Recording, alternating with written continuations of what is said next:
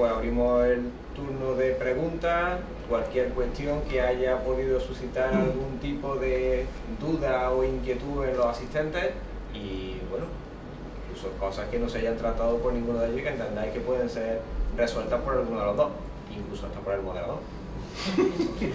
Tengo una pregunta que nos viene de Twitter sobre Flash, sobre el uso que hacen de Flash las plataformas de venta o instituciones. La pregunta es, ¿quién ganará? ¿Apple o quienes utilizan Flash como herramienta en la web? Los dos. Bueno, supongo que a todo el mundo sabe que Flash es aquello. Todos los banners horrorosos que habéis visto en la web básicamente están hechos en Flash.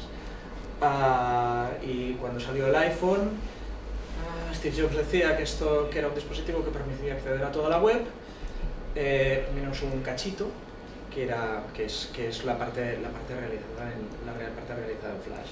Esto en Adobe, que es la empresa que había comprado hace relativamente poco a Macromedia, que es la empresa que había comprado a los desarrolladores originales de Flash, les sentó como una patada bastante potente, porque además esto lo anunciaron con probablemente no tan mala intención como pareció, pero sí mucha.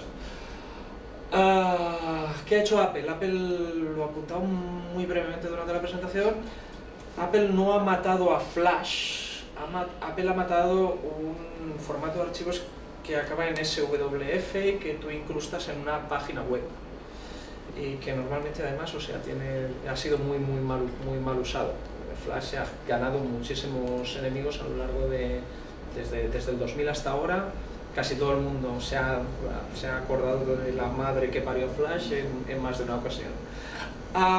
Y sin embargo, el iPhone no ha matado a Flash, la herramienta de producción de contenidos. Lo leía hoy, no me voy a acordar, pero una de las aplicaciones que hay hoy como featured en el App Store de Apple está desarrollada con Flash. Y hay unos cuantos números 1 en ventas en la App Store de Flash que están de Apple para el iPhone y para iPad que están desarrollados con Flash.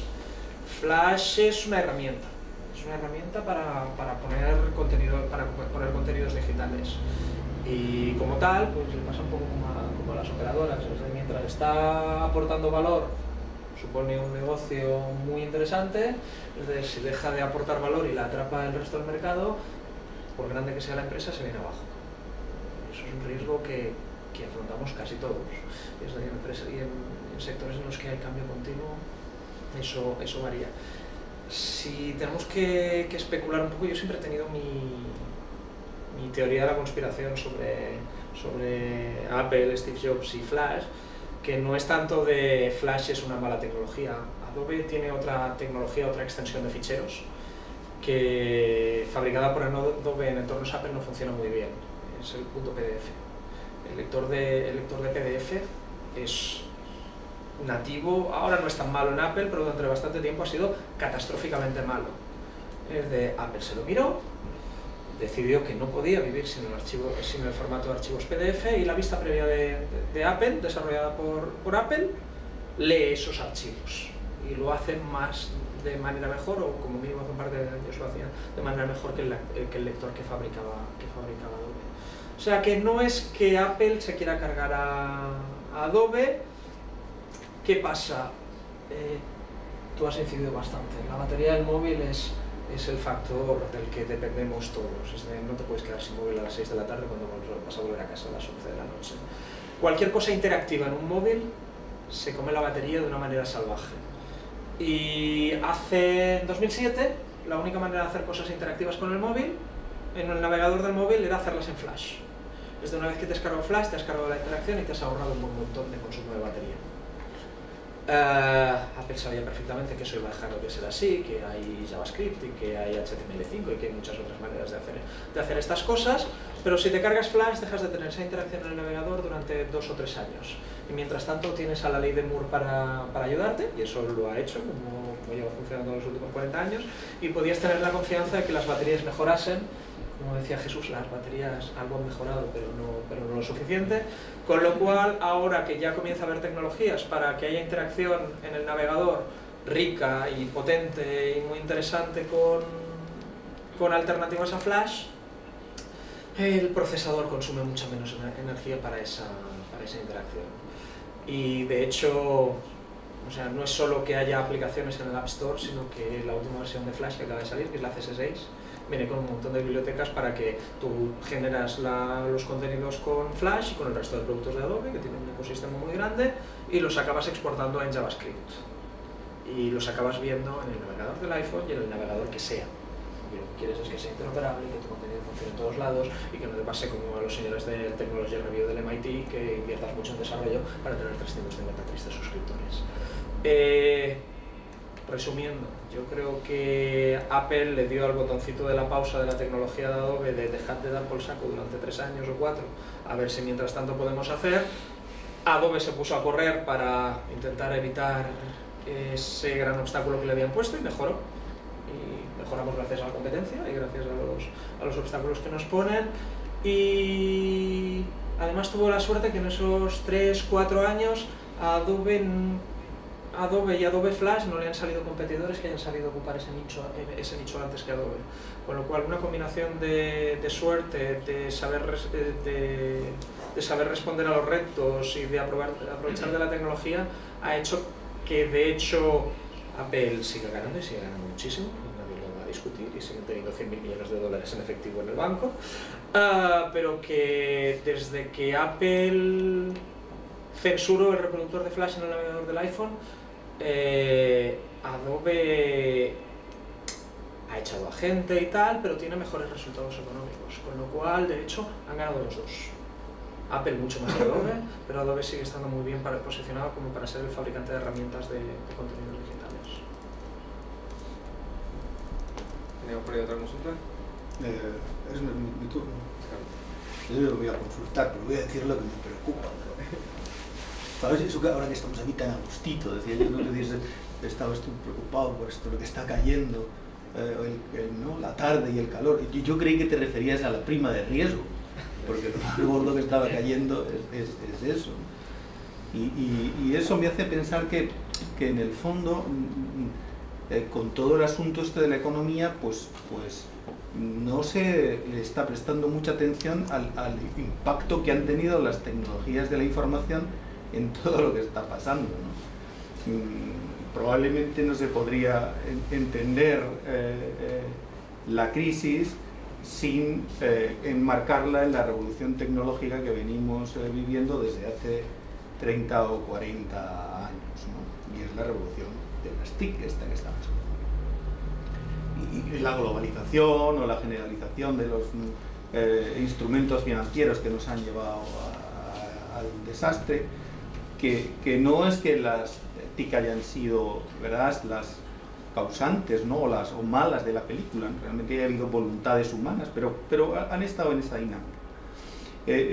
Y lo digo porque, no tanto por ahora de enrollarnos aquí respecto de las causas que nos han traído, pero si las TIC han tenido que ver, y para mí no hay la menor duda en esto que ha sucedido, van a tener mucho que ver en lo que va a venir después, cuando empecemos a salir de la crisis, ¿no? Y en eso pasa, como comentaba antes César, creo recordar, ¿no?, que a veces saber que vamos a salir de la crisis, yo que soy optimista histórico, ya lo afirmo. Lo que probablemente es mucho más difícil es saber cuándo, ¿no? Y a qué precio. En el ámbito, y incluso a qué precio. En el ámbito de la tecnología, esto de las predicciones, algunas son fáciles de hacer, pero sin duda mucho más difíciles el decir cuánto. Y entonces me parece muy relevante pensar en cuál es el papel que van y tienen que jugar nuestras tecnologías en la salida de la crisis, ¿no? Y por enmarcarlo en vuestras intervenciones, o sea, ahí la clave, a mi criterio, no es solo mirarnos el ombligo, ¿no? Aquí pues todos somos aquí de este mundo, un poco tequis más o menos, ¿no?, y nos encanta, pero la clave está en cómo esto se difunde al conjunto de la sociedad, cómo es asimilado por las personas y sobre todo por el tejido productivo, ¿no? porque aunque optimistamente decía Jesús que el móvil era el 24% del PIB, que es un poco menos, porque si fuera el 24% la repera, ¿no? De ahí probablemente faltaba una comilla en la presentación, andar por el 2 y pico o el 1 y pico. El hipersector puede significar ahora mismo como el 7 o el 8% del PIB español, ¿no? En algunos países más avanzados, por así decirlo, pues puede significar un poco más, pero no mucho más. Y probablemente su capacidad de crecimiento será superar el 10 o el llegar al 12, pero no podrá ser mucho más. Sin embargo, su impacto sobre el incremento de la productividad del resto de los sectores puede ser enorme. Y en ese sentido, ya digo, para no enrollarme más, es en el que el tema de las interfaces puede jugar un papel muy importante en el proceso de asimilación. Y yo lo veo, no, ya digo, no tanto como un proceso. Es verdad que probablemente los techies, por lo que hace es que jugamos, depuramos, extendemos, etcétera, etcétera, pero la clave está en el proceso de asimilación por el conjunto de la sociedad, y ya os digo, sobre todo el tejido productivo. Y en ese sentido, me gustaría que dieras un poco una visión, ¿no? Una aproximación, lo digo, a cómo puede incidir en eso, ¿no? Yo me quedo con dos cosas. El primero es que, o sea, para mí la STIC, sea la antena que coloca Vodafone, sea los servicios que me ofrece Vodafone, sea el software que desarrolla un estudiante mío, sea cualquier otra cosa, son una herramienta. Y las herramientas lo que llevan haciendo desde que hay seres humanos andando por la Tierra es ampliar las capacidades multiplicar las capacidades del ser humano y multiplicarlas para lo bueno y para lo malo. Y multiplicar el alcance de la codicia humana, por ejemplo, y esto pues hablando de mercados financieros y de sistemas automatizados de trading y todo un montón de cosas. O sea, el otro día leía que aprovechando que el hielo en el Polo Norte es bastante más pequeño, están aprovechando para tirar cable submarino entre Londres y Tokio, en aquello que es una operación que absolutamente de telecomunicaciones, carísima con estas inversiones. Dice, ¿para qué? Dice, pues para reducir la latencia entre Londres y entre la City de Londres y la bolsa de Tokio en 8 milésimas de segundo. Porque esas 8 milésimas de segundo permiten operar en bolsa y obtener una serie de beneficios. Y para esto también tiene unos efectos que pueden ser desastrosos. A mí me gusta de todas formas pensar que es un dicho, no sé si es de Kevin Kelly, technology wants to be free. La tecnología acostumbra a acabar llegando a la larga, con subidas y bajadas y tropezones espectaculares, a mayores transparencias y mayores libertades, y eso acostumbra a ser bueno para los humanos, con lo cual es sí, determinadas cosas de los mercados financieros no podrían funcionar sin las TIC, no podrían funcionar sin el software que desarrollamos y no podrían funcionar sin los cables, pero que a la larga, optimismo también, yo comparto esa posición, van a hacer que el mundo dentro de 100 años sea mejor que el mundo de ahora. A veces hay caídas importantes y hay que asumir la responsabilidad de todos los operadores, de todos los implicados en el proceso. Y segundo es de cómo se diluye, cómo se impone, cómo se transpone a la sociedad de estas nuevas tecnologías. Yo he comenzado mirando al pasado para poder mirar al futuro, y leía a Clay Shirky, que hablaba de la revolución industrial en el Reino Unido. Y la revolución industrial en el Reino Unido es como la revolución de las TIC, te permite hacer muchas más cosas en mucho menos tiempo, y eso normalmente implica que hay menos trabajadores en la cadena de producción, que se tienen que buscar cosas que hacer, y ese buscar cosas que hacer acostumbra a tardar bastante, del orden de una generación. Y Clay Shirky se miraba, no recuerdo los serios que son los números, pero le tengo bastante confianza, con lo cual creo que bastante. Y apuntaba a que lo que hicieron los ingleses del periodo de la Revolución Industrial fue emborracharse durante una generación. Que si tú miras los números de consumo de alcohol desde la Revolución Industrial hasta 50 años más tarde, se fueron al pub y se pusieron a beber.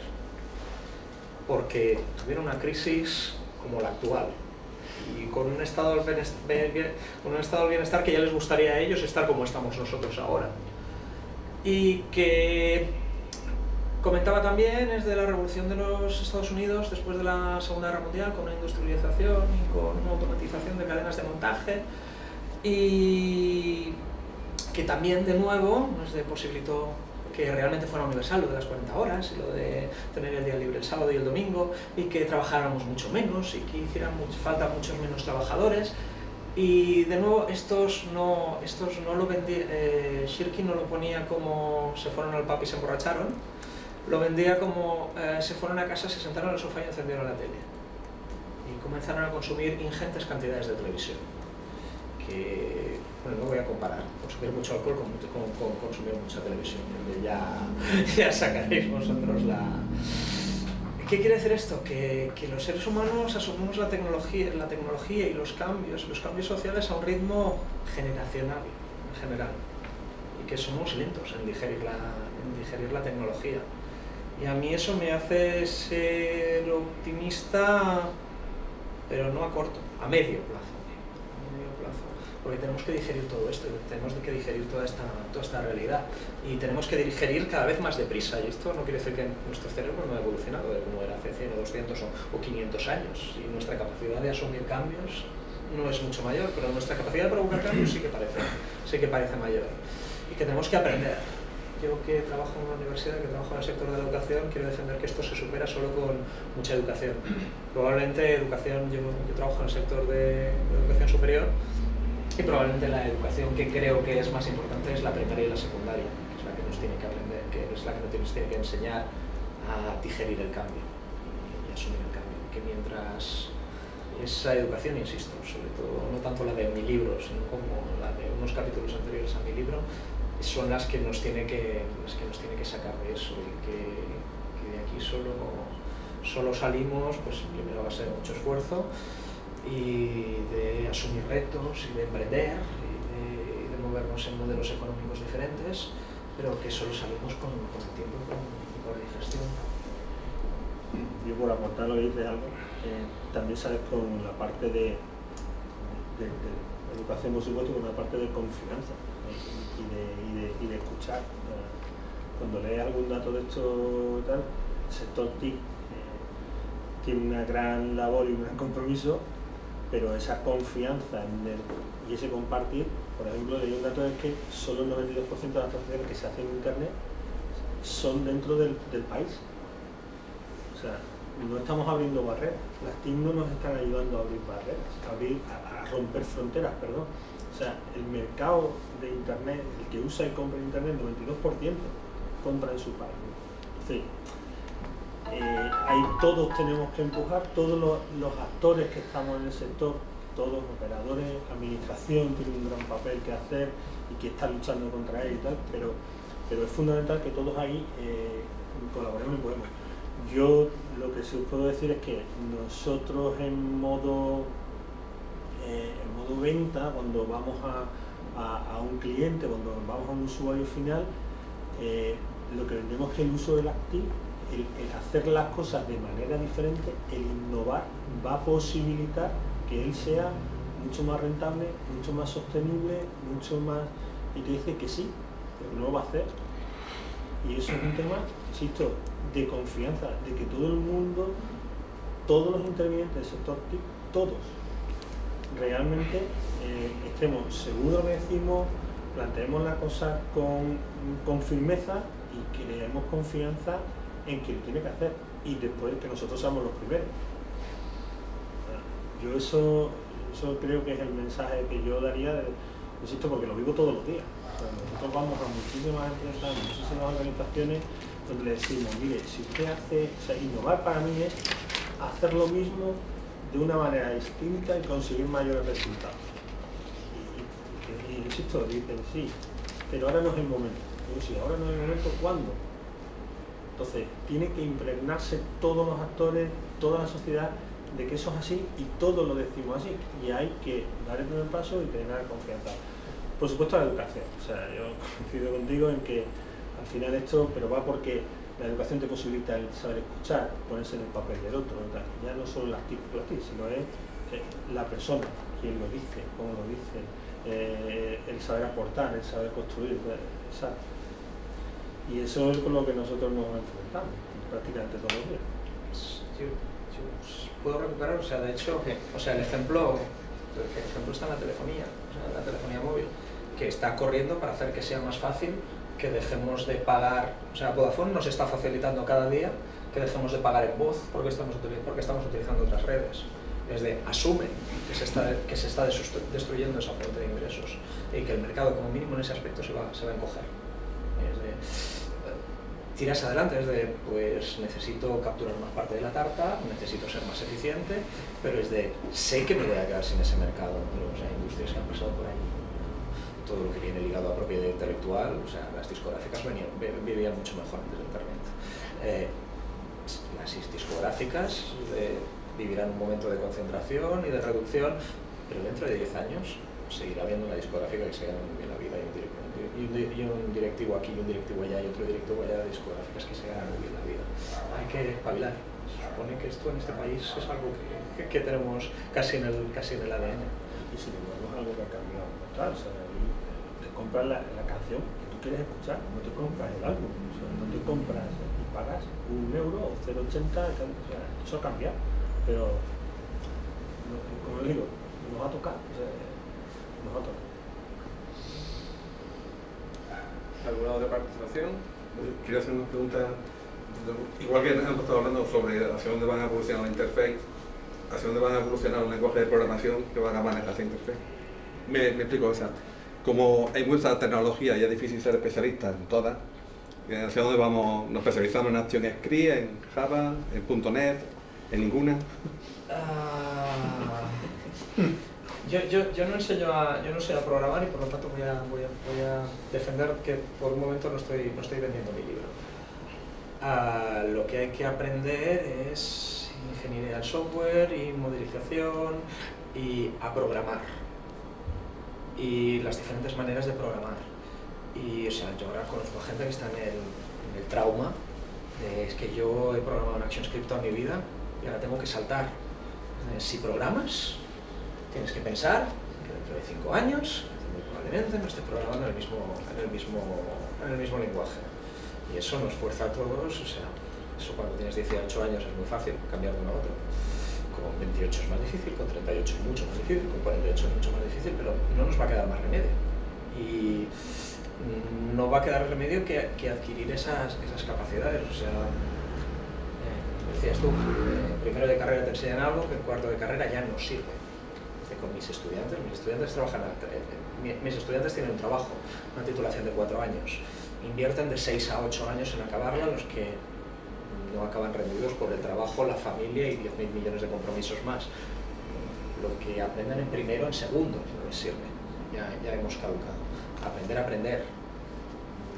Falta saber si son las titulaciones universitarias de 4 años las que responden a eso, yo creo que responden a parte de la pregunta, pero no a toda, o formación continua a lo largo de la vida. Y mira, o sea, es que esta asignatura sí la hice hace 4 años, pero la voy a volver a hacer.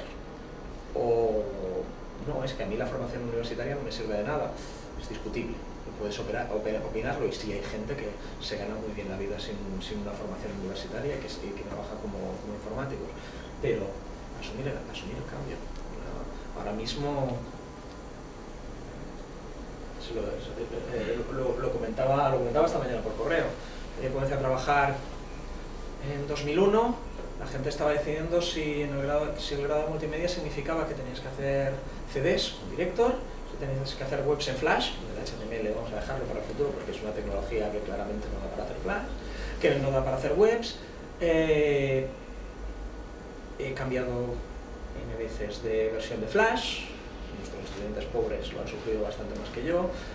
Ahora resulta ser que cuando a mis estudiantes les digo haz esto en Flash porque así aprenderás a programar, me dicen no, pero Flash no, por Dios que no sirve de nada. Es discutible, como decía antes, pero tienen un punto de razón importante. Alguien se queja suele tener un punto de razón, suele ser grande. Y ahora toca JavaScript, y aprender a programar en PHP porque es lo que hay en Facebook y en casi todas las aplicaciones, pero el Java que está muerto y del que no se habla sigue siendo un factor. Y bueno, o sea, es que COBOL todavía te ganas muy bien la vida por hora si sabes mantener las pocas aplicaciones que ocurren en COBOL por los bancos. O aprendes una y eres el mejor y te vuelves imprescindible, o estás dispuesto a saltar de barco a barco y de taxi a taxi a medida que van pasando. Para eso, bueno, adaptabilidad, más que formación. Yo lo vendo desde lo de enseñar es una cosa, pero lo que se hace es aprender. Si solo aprendes una, en cuanto esa pase por lo que sea, porque te viene otra, te quedas más obsoleto que yo que sé qué. Pues no pasa, pero si te dedicas a fabricar una tecnología para móviles, sabes seguro que en 5 años no va a ser esa tecnología. Entiendo, César, que lo que estamos hablando es que pasó la época de los formatos y de los estándares y de...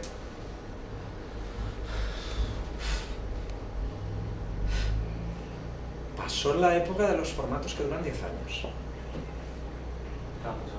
Claro, o sea, yo de lo que intento estar más al día cada día es sobre lo que es HTML, CSS, JavaScript, y soy muy consciente de los problemas que imagino que ITT y demás entidades que establecen estándares tienen en todos los factores de la vida.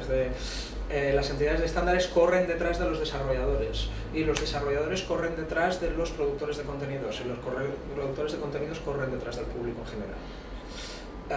Y esa carrera se acelera y no da signos de frenarse, y no solo de frenarse linealmente, sino de frenarse en su exponencialidad. No se han acabado los formatos. Lo que aprendieron mis estudiantes de HTML en 2001 sigue teniendo importancia, y lo que aprendieron mis estudiantes a programar en ActionScript 1 en 2001 sigue siéndoles útil. Y aprender lo que están estudiando ahora se llama User Experience, pues lo que aprende hoy una persona, una consultora que se forma en experiencia de usuarios, no va a ser exactamente lo que haga en el mercado dentro de 10 años. Pero sí, lo que aprende le va a servir, es capa sobre capa sobre capa. Siempre es más fácil llegar a lo último, pero la edad también es un patrimonio, y la experiencia también es un patrimonio, y los formatos existentes y las tecnologías existentes también son un patrimonio. Y la tecnología que has tenido desarrollando webs o programando, la experiencia es mejor que lo que aprendes en la universidad. El cambio se acelera, pero eso no quiere decir que el conocimiento que has adquirido previamente no sea un grandísimo patrimonio. Pero es una pregunta sin respuesta, de hecho. Predecir el futuro es difícil. ¿Alguna otra intervención? Me quería ir sin soltar el palabra, que ya sabes cuál es, vamos. Aprovecho, como estáis de espalda al timeline, aprovecho lo que va a ser trending topic y tiene la culpa. No sin mi móvil, ¿sabes? No digo que tenga la idea, pero sí, me parece muy bueno. El palabra que se lo apunté a César hace una semana. ¿Qué os parece el término solo, ¿no? Del usuario de internet definido como social, local y móvil, ¿no? ¿Qué opináis? ¿Cómo lo veis desde las dos perspectivas, ¿no? Por una forma de caracterizar la mayoría de los usuarios o la tendencia de usuario actual de acceso a internet o de consumidor de internet. Yo no te he entendido tu pregunta. O sea, el usuario típico, tendente como de internet actualmente, un palabra que lo describe, que lo venimos escuchando últimamente, es solo social, local y móvil. Al móvil se lo va a contestar, evidentemente, ¿no? Lo de social y local, es decir, la mayoría de las actividades en redes sociales es una actividad social a nivel de aplicativo, y la preocupación es local, que lo hilo con lo que decías tú, por ejemplo, del comercio solo en tu ámbito más cercano, ¿no? ¿Veis una realidad acerca de esa palabra? Porque, bueno, no sé, por experiencia o ¿no?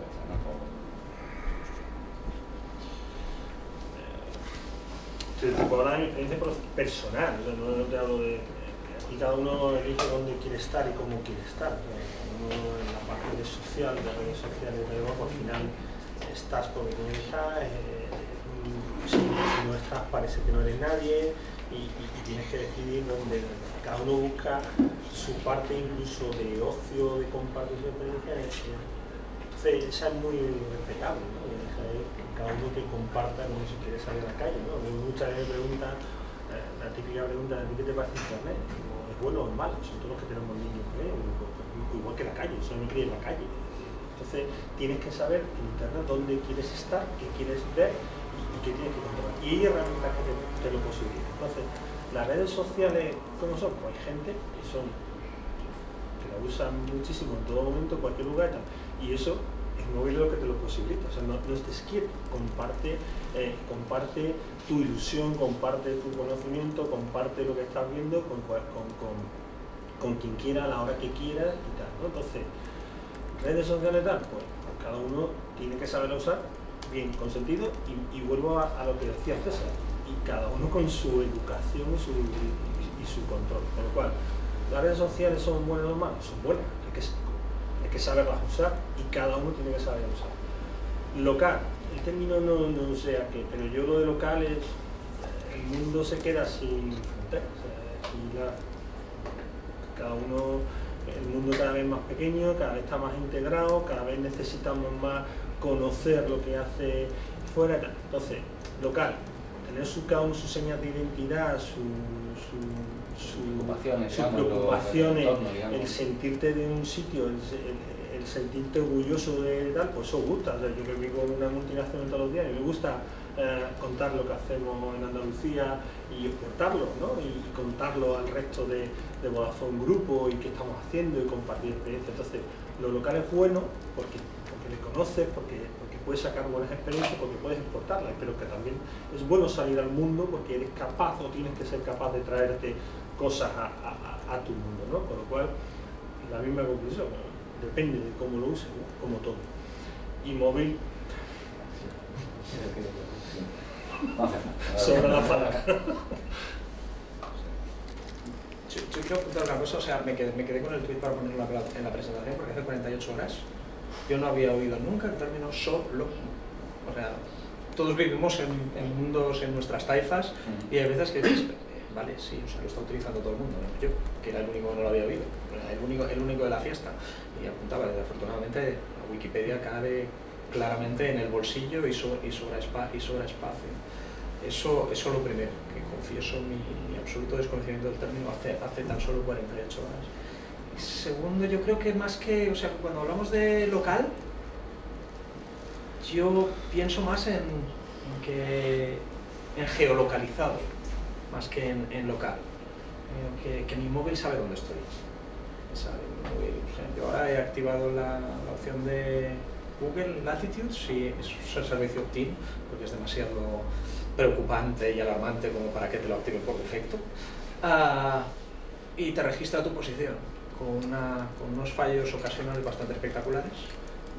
Google opina que yo soy capaz de ir de mi casa a Oviedo y volver en cuestión de 20 minutos, a veces estas cosas pasan, con una antena mal localizada, pero conocen mi vida de manera bastante espectacular, y yo creo que es eso, ese geolocalizado, esté donde esté, este cacharro, si estoy en una ciudad del primer mundo con buena conexión, si estoy en un municipio de más de 250 habitantes con buena conexión,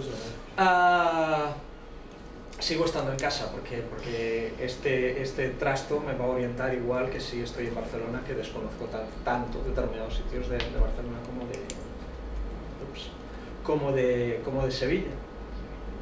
Y que creo que esa es la gran diferencia, es que geolocalizado y que tengo el mapa de mi alrededor siempre a mano, y que ese para mí es uno de los cambios que nos permiten las redes. Incluso cuando el GPS no da, la antena del operador de móvil me triangula con bastante precisión, con el error espectacular ocasional, eso sí, y que eso significa un cambio de paradigma, que el móvil me puede decir, oye, hacen unas tapas aquí al lado espectaculares, y que no necesito preguntárselo a Alfred ni preguntárselo a Jesús, aunque probablemente todavía me fíe más de Alfred y de Jesús que de la terminación de móvil.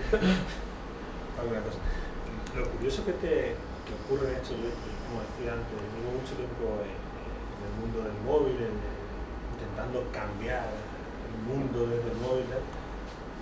Pensar hace no mucho, 5 o 6 años, que te podían localizar y que tú querías que te localizaran, era una locura. O sea, yo me acuerdo cuando vendíamos soluciones de ubicación, de localización para flotas, para tal, nadie quería estar localizado, nadie.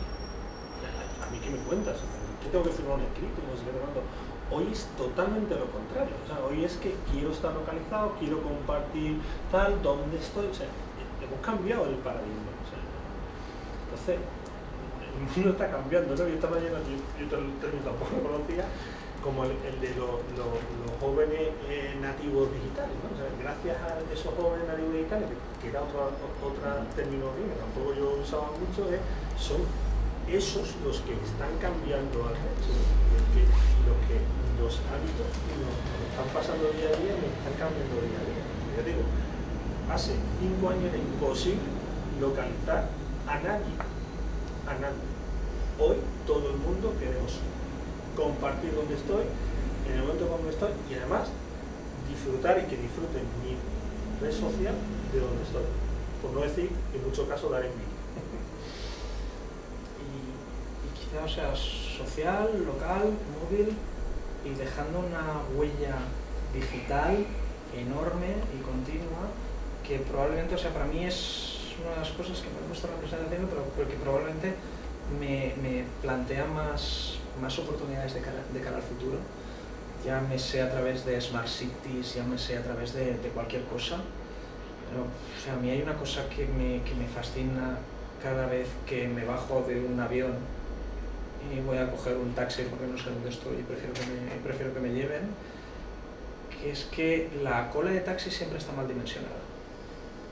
O sobran taxis de manera espectacular o faltan de manera espectacular. Y sin embargo, el aeropuerto sabe cuánta gente va a aterrizar en ese aeropuerto con una precisión notable.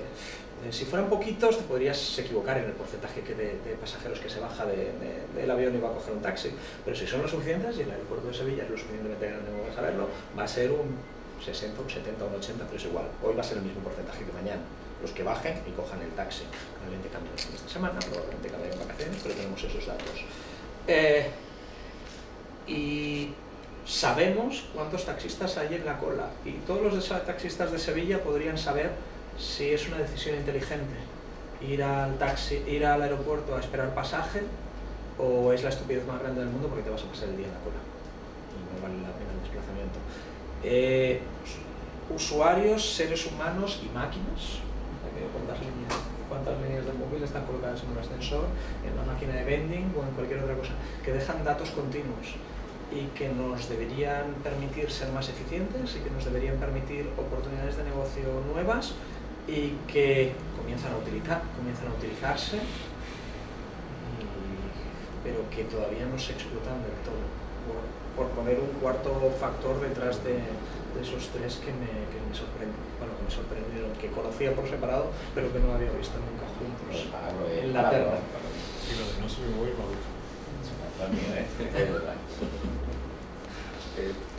No sé si es una intervención más. Yo no me quería ir sin hacer una pregunta a cada uno de nosotros, y además preguntas cruzadas, luego que cada uno replique lo que diga el anterior. La primera contra ti, César. Y además un poco a colación de lo que Jesús decía sobre los anchos de banda que van a ir evolucionando, las necesidades futuras, y muchas veces los operadores dicen, no, bueno, si nosotros no incrementamos las inversiones, no ponemos más ancho de banda, porque realmente la gente no demanda contenido. Realmente, ¿dónde está aquí el huevo y la gallina? ¿Qué tira de qué?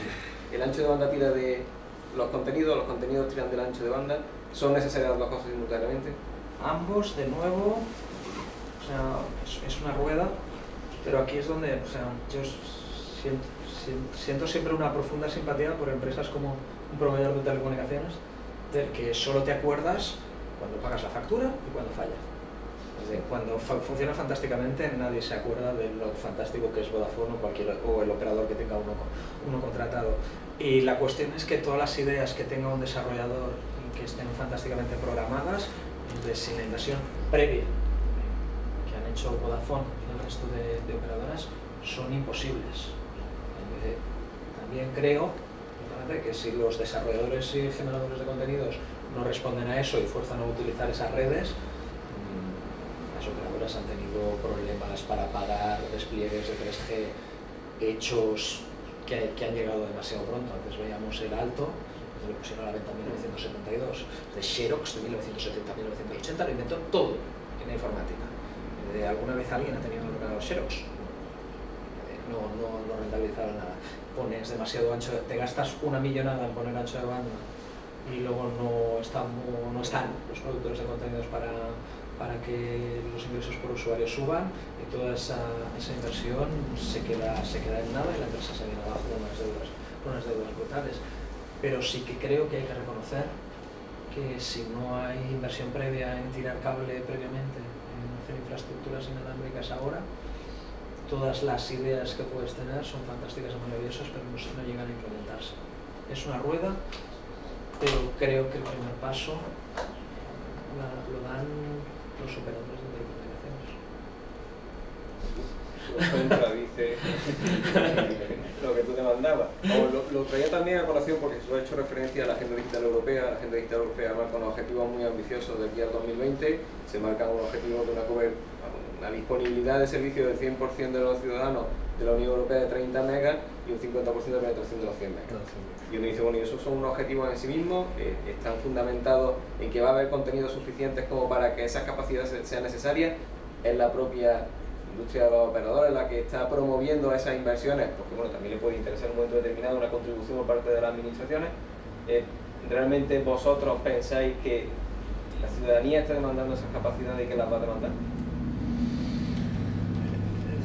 Pensamos que sí, que pensamos que el sector va a demandar eso. Lo que pasa es que la sensibilidad de cómo lo pones, dónde lo pones y cuándo lo pones es lo importante. O sea, está claro que va a haber contenido, está claro que el ciudadano va cada vez a necesitar más servicios, más, pero ya no solo el ciudadano, sino las empresas, las instituciones.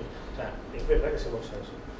Lo importante de la compañía, en una multinacional que encima es una empresa privada que tiene que dar resultados y que tiene que mantener a los accionistas y que se debe a sus trabajadores y a tal, es cómo lo va soltando, cómo lo va desarrollando. Porque además es el árbitro que maneja no solo el fabricante de infraestructura, es también el que se pelea con las comunidades vecinas para montar una antena. Es también el que vende esas aplicaciones, es también el que va al fabricante a decirle, oye, necesito un modem, necesito un router, necesito tal, o sea, sí, o sea, esos anchos de banda tal, van a ser usados, por supuesto. ¿Cuándo? No lo sabemos, dependerá, insisto, antes he hablado del diálogo de todos los intervinientes, de la administración que facilite ese tipo de cosas. Hay muchísimas sentidos que están regulando, el tema del roaming, está ahora dando en moda, ¿no? ¿Qué va a pasar con el roaming? Porque además es un sector, yo diría que es altamente intervenido. Cualquier cosa que ocurre es el sector tecnológico, los operadores, quien tiene que acudir a ello, con lo cual es también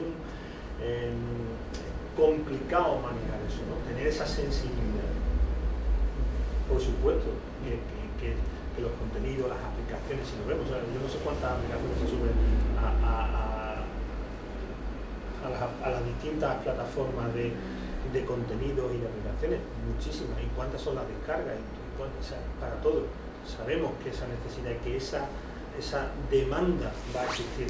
Lo que tenemos que ser lo suficientemente inteligentes y potentes para acompasarlo, para tenerlo y que vaya todo rodado, ¿no? O sea, también me gustaría apuntar que, o sea, si bien es cierto que no es universal y que no se cumple que aquello de si lo construyelo y ya vendrá, sí es, pero que el objetivo de la penetración bastante universal de tener 30, 50, 100 megabits en casa, que no es tan... Yo recientemente, por volver a explicar batallita, recientemente me he pasado una conexión de ADSL, aquel par de cobre que llegaba a mi casa daba 2 megabits con suerte, a una conexión de fibra que da 50 sobradamente. Automáticamente, o sea, saltar de una cosa a otra ha cambiado mis hábitos de consumo y estaba acostumbrado a tener música en marcha aparte. O sea, soy un buen consumidor y pago por esa música, tenerla conectada continuamente. De golpe, pues el otro día vi un festival de cine independiente muy pequeñito en Barcelona que tenía una parte virtual y podías comprarte una entrada virtual para utilizar para acceder a una determinada serie de cosas. Por debajo de 2 megabits aquello no era viable, no se podía hacer. Automáticamente por encima de 2 megabits no todo el mundo va a pagar por esos servicios y por lo tanto no todo el mundo va a rentabilizar, pero es el modelo freemium con el que nos movemos actualmente. El 90% no pagará nunca, el 9% paga aproximadamente, o probablemente sea 80, 15 y 5, el 15% no paga, 15% que pagará aproximadamente lo que consume y un 5% de grandes consumidores que financian el 80% gratis. Y ahora es difícil no verlo, o sea, que en una casa con 2 criaturas no quieras tener a mamá, a papá y a los 2 niños consumiendo vídeo bajo demanda y exigiendo 2 megabits por cabeza. Eso ya son 8, con un poquito de margen quiere decir que necesitas 10 para una unidad familiar si estás moviéndote en un negocio, si estás moviéndote en las necesidades de una empresa de la sociedad de la información, no puedes tener con una conexión de 6-10 megabits necesitas ser muy justo para dar servicio a tu oficina. Si no está, no puedes dar el paso. Y ahí está pues la necesidad de los operadores de invertir y de los reguladores de forzar, estimular, llámale como quieras, a las empresas privadas. Mi objetivo, la más comprensible, es lucrarse tanto como sea posible y darle dinero al accionista, a comportarse abriendo negocios que no son estrictamente para ellos. Necesitas la terna, pero si demonizamos a las empresas que nos dan servicios básicos, transparentes y que normalmente no vemos, también es justo de vez en cuando colgarles alguna medalla. Jesús, has introducido los otros conceptos que iban en la pregunta que te iba a hacer. Nuevos negocios, necesidad de inversión y de rentabilizar, y el papel de los operadores. ¿Qué pasa con la neutralidad tecnológica? Es decir, ¿qué papel van a tener los operadores en el debate que hay ahora mismo abierto respecto a la neutralidad de las redes y la no injerencia de los operadores en el tráfico que se ficha por ellas? ¿Cuál crees que va a ser el posicionamiento de los operadores? Ahí no tengo criterio modelo para contarte cuál va a ser el posicionamiento. Eso tiene un debate ahora mismo que está encima de la mesa, que está pendiente a discutir, pero realmente yo, pues, en la situación en la que estoy, no tengo ningún argumento ni interés para que este entorno contacte mediante información. En la parte de nuevos servicios que antes has tocado, o sea, sí que, en línea con lo que apuntaba César, sí que trabajamos en nuevos servicios, sobre todo la parte de domótica, ¿no? Hablamos de la casa y tal, ¿no? En esa parte sí hay servicios que ya se están trabajando, también incluso en Vodafone se ha creado un operador, llamémosle virtual, ¿vale? Que funciona con toda la parte de tecnología, que se llama Vodafone M2M, donde todo ese nuevo negocio, toda esa nueva proporción de servicios se va a sacar a parte. Entonces, siempre me respondo tu pregunta, pero... Bueno, te trasladó la pregunta a César para ver si tiene una idea de por dónde crees que va a evolucionar. Es un debate muy interesante. Tienes el blanco y el negro. Y probablemente ni blanco ni negro, y tienes un millón de tonos de gris y ya veremos dónde caemos. A mí, depender de que la gestión de la red caiga en manos exclusivamente privadas, me provoca pánico. Me provoca pánico porque, y si fuera un proveedor de servicios, ya sabemos que Google tiene un lobby enorme diciendo neutralidad de la red, por Dios. El señor Alierta insiste en cobrar a Google y demás proveedores de servicios por acceder al cable. Nosotros no queremos que pase, pero igual tampoco quiero una red absolutamente abierta y transparente para todos, porque me gusta pensar que cuando llamo al 112 mi llamada es la primera de la lista, y que la llamada al 112 en algún momento va a pasar sobre una red de voz sobre IP, o que lo voy a hacer desde el ordenador, o que la va a hacer un dispositivo, y quiero que eso tenga tráfico preferente. A partir de ahí, ni uno ni otro. Como como él, tampoco tengo criterio para decir dónde está el equilibrio que toca. Probablemente habrá que ver la inversión en lobbies de las operadoras, la inversión en lobbies de Google, Facebook y compañía, y eso te coloque en el espectro y esperemos que no se equivoquen mucho. Pues lo dejaremos para otro debate, para otra ocasión. Seguramente tengamos más. Bueno, pues César, Jesús, muchísimas gracias por vuestras intervenciones. A los asistentes, muchísimas gracias por vuestra participación y por haberos quedado hasta el final. Y a la gente que está en streaming, pues nada, muchísimas gracias por habernos escuchado.